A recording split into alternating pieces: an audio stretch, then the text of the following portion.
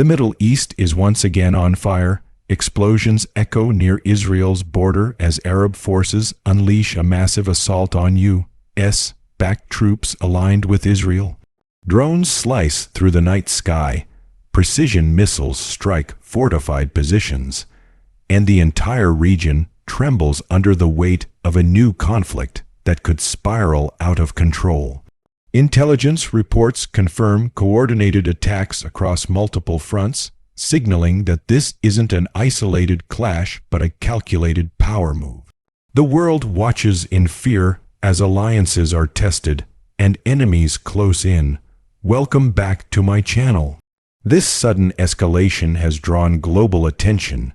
U.S.-supplied defense systems are intercepting incoming rockets, while Israeli artillery pounds militant strongholds along the frontier.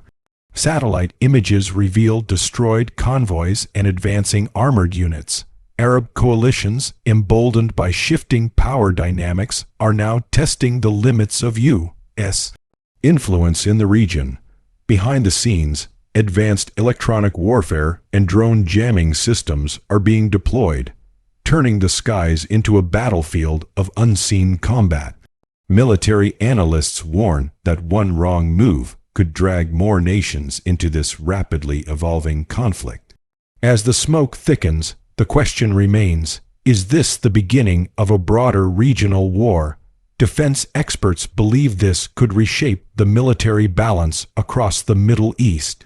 The U.S. and Israel now face a strategic dilemma: how far to go in supporting allied forces without sparking a full-scale confrontation.